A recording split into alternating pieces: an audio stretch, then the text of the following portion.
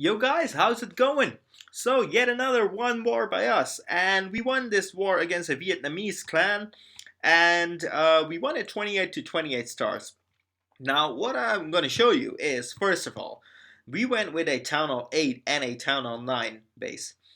Their lowest base was a Town Hall 11. Okay, sure, it was a rushed base, but it's a Town Hall 11 nonetheless. And their number 14 was a Town Hall 10 base. The rest was all Town Hall 11. So in the beginning, we were pretty skeptical. We were like, okay, we're gonna lose the shit out of this. Till the last attack, we didn't know that we were gonna win this. What really happened is their number 8, the clan leader, Kalyania, he got a 70% on Coolio, and the last attack he did on Breeuw.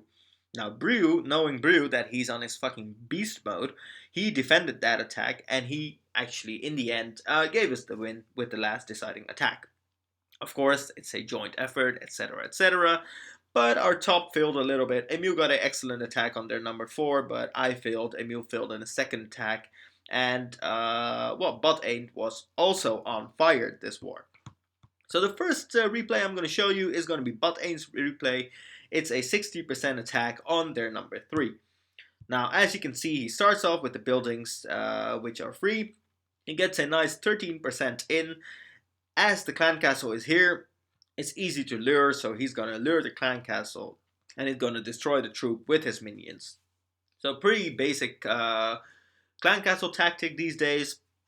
Lure these bitches to the sides and then nuke them with your minions as the lava hound doesn't attack air targets. Perfect. So his poison spell, perfectly placed, destroys all the remaining troops, and all his troops go in from this side. Now, as you can see, multi-inferno twice, and he freezes one inferno 2 times. Not a big deal, as the infernos would otherwise fry his wizards, and that wouldn't be good for this attack. Instead, this Badeend gets the Town Hall down with his Queen skill still up at 57% and gets a pretty neat 60%. Now, the reason why I'm going through these attacks pretty quick is because I want to show you quite some attacks, and I want to show you some attacks which I normally wouldn't show, and those are defenses. And the main defenses I want to show you are defenses done by Boss. Now, Boss was our big hero this clan war. As you can see, he defended 1 attack, 2 attacks, 3, 4, 5 attacks. And because of that, the advantage which they did have was cancelled with all these defended attacks. Now here, Breeuw takes a 2-star, 63% on their number 13. Now the number 13 also having a Town Hall 11, Breeuw actually thinks like, okay, I'm going to first take down the Town Hall, I'm going to first take out down the artillery, and once they're down, I will take the free buildings. So what Breeuw does is he clears out the sides a little bit with his wizards, giving a free path for his heroes and the rest of his troops to go through the middle towards the Town Hall. Now the first freeze was, well, to my taste, a little bit early. Before using the second freeze, he uses the skill from the new hero, and because of that, his troops, they remain a little unharmed in the middle. So Breeuw, having a 58%, still has got quite some free buildings, gets the last few percentages, and the deciding last percent, 63%, which gave us the little bit slight advantage on the average destruction, and we won the war. So as you can see, the last golem going, and 63% by Breeuw. Next, I'm going to show you Emil's attack. Now, Emil, he actually took down the base where I failed on. I tried a Queen Walk Mass Witch attack, which failed with 8 earthquakes. Emil also uses 8 earthquakes, but he uses them in a smarter way. He uses 7 witches, and he uses 4 golems in this attack, but he actually piles them up. And by piling them up, what actually happens in this attack is, he's just doing massive DPS through the middle. So as long as you can keep your piled up troops alive, it's actually a perfect tactic. Once your piled up troops start taking splash damage, you're fucked, of course, obviously. But in this attack, these 2 witches and a few wizards go over the sides, while the rest is going through the middle, getting raped here by the Infernos, but not really a big problem, as Emil gets a nice freeze on the king and 2 defensive structures right here. Now the queen is also doing some massive damage to the left, but the king is going strong in the middle, and that's the perfect thing about this attack. Too bad he gets raped by the single inferno while there are like 10,000 troops around him. But oh well, the king is known for getting raped by the single inferno anyway. So the queen's still at full health, Emil at 54%, and the queen's skill still up, still quite some wizards up, 2 golems up, and he still has this little army going round the side and taking out a few extra percentages. Now the golem in the middle, he gets through, but this huge bomb takes out the damage which was going along with the golem. And in the meanwhile, the queen, like always, goes full retard on this side. Now that's too bad. Otherwise, the queen would have done way more damage if she had followed these guys right here. So that's something she doesn't do, and because of that, this attack very successful, but still not a 100% attack because the retard queen. So retard queen, never to the rescue. So here we go, some last percentages, and he gets a pretty nice 92% on this attack. Pretty awesome.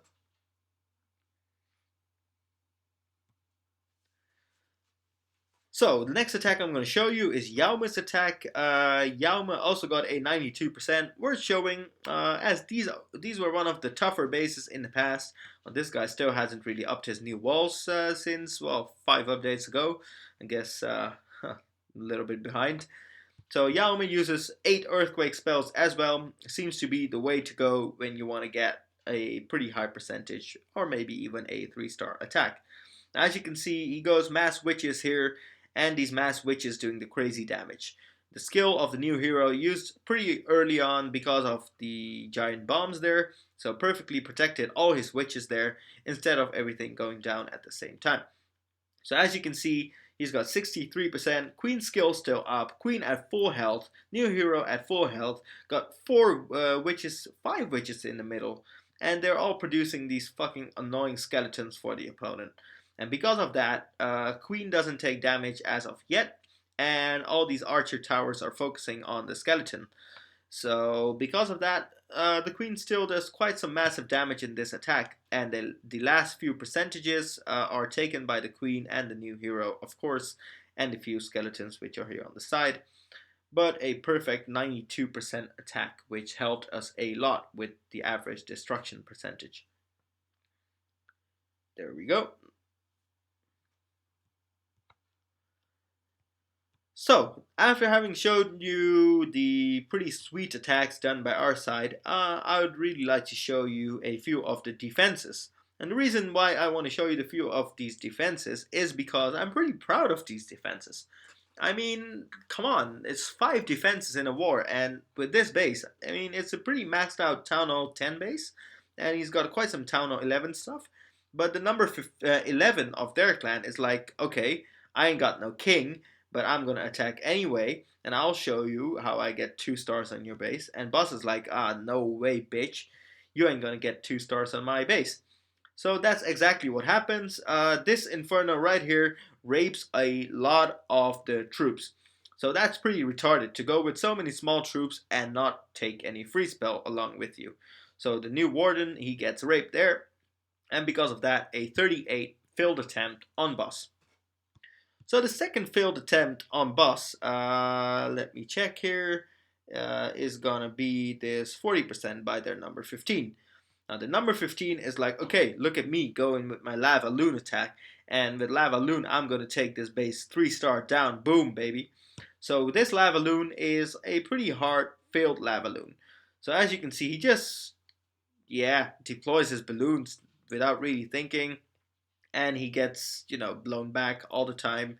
So that's something I didn't really understand why go from that side. But oh well, he might have his reasons.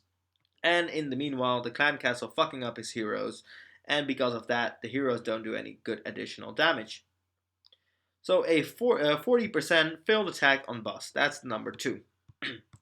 Now let's go to the number 3 attack on boss. I think I just skipped by it. Then number 14 decided to give it a shot. He's like, okay, well, I don't have a queen, and, let me just give it a shot, because this base has 0 stars on it. Well, fine by us, because you're going to fail anyway. And this guy doesn't even get a 30% on this base. So as you can see, sorry about that. As you can see, he goes in from this side, which is pretty much a logical side to go in from. But on the other side, there isn't really much tactic to it. I mean, he just deploys troops, and that's pretty much it. So the clan castle troop actually raped this attack, and 29%, yet another failed attack on boss.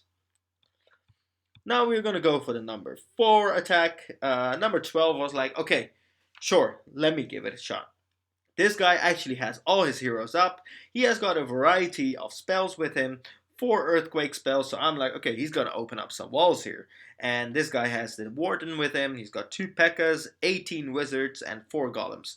So I'm like, okay, boss is finally getting fucked here.